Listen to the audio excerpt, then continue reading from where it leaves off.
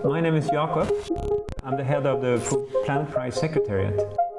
I actually have something very exciting to tell you today. You are the prize winner of the Food Planet Prize 2020. What? Congratulations. Oh, wow. That's awesome.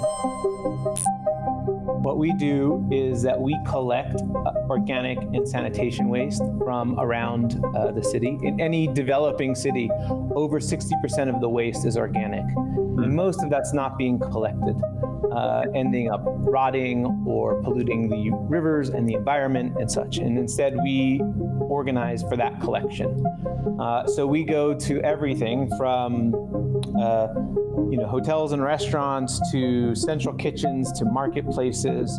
We then take that waste out of the city, and what we do is we convert that waste into valuable agricultural inputs. And so the first one of those that we do is called black soldier fly larvae. And what we do is we raise them as a colony. And so basically we have millions, if not hundreds of millions, if not billions of flies, larvae. All they do is eat organic matter.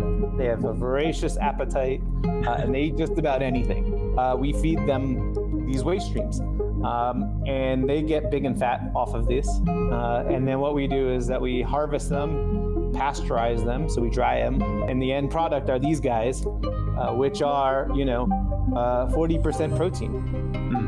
And so as much as this is something that we as humans can consume, who really likes this are chickens and fish and pigs. And so in Kenya, when you buy animal feed there, 10 to 15% of that animal feed is an animal-based protein. Usually that's fish, and so it's being massively overfished. Half of the fish in the world ends up in animal feed for the diets of chickens and other animals that don't even eat fish in the first place. But they do eat bugs. These animals are getting bigger and healthier, which means that there's more food and farmers are making more money, which is so important also.